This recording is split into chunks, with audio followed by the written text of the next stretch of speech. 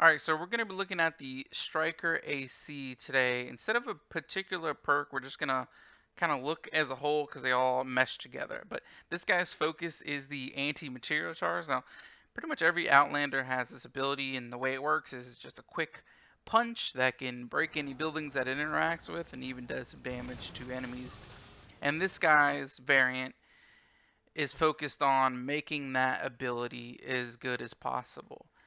You start off with decreasing the energy cost, decreasing the cooldown, and things start to get interesting around level 12, and you understand why this perk or why this particular variant has issues. So there's a lot of perks that have to deal with damage, and the problem is that if you increase the structure damage, like this level 12 perk says, well, it's kind of irrelevant. It doesn't matter. Every Outlander with every anti-material charge will destroy anything it touches in any level zone, or at least up to canny. Giving it extra damage does really nothing, and it's a waste of a perk. So it's a real bummer to have your 12 sticking out as useless. So at level 15 is when things start to go off the rails. The level 15 perk, Long Arm of the Law, is simply supposed to increase the travel distance of anti-material charge to 2 tiles, which is originally just 1 tile. However, it actually does everything that the level 30 perk is supposed to do. Basically, it starts to charge the ability and go farther and do more damage. So all these things happen at level 15. It's probably a bug, it's probably unintended. But it also kind of makes the character worse. You would think that this is a great skill, right? And it looks awesome and it looks good and it's supposed to work good. But in reality, this particular perk makes the ability a lot worse. It just becomes super glitchy. The biggest problem is that the ability cancels for random reasons at random times.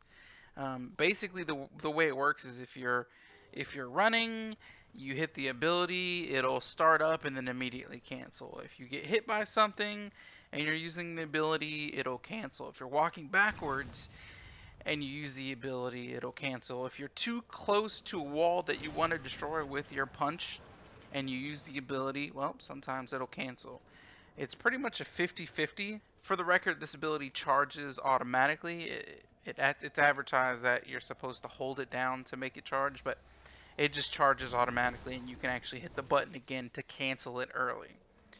Also, by the way, it's supposed to do more damage the longer you channel it, but that's not the case. If you cancel it immediately, you'll do the full damage, you just won't go the full distance. And speaking of the full distance, well, it is going 2 tiles, right? That's what it's supposed to do. That's the whole point of the perk. And if you ever use this ability for testing purposes, then hey, it'll look like you're doing 2 tiles worth. You're getting your perks.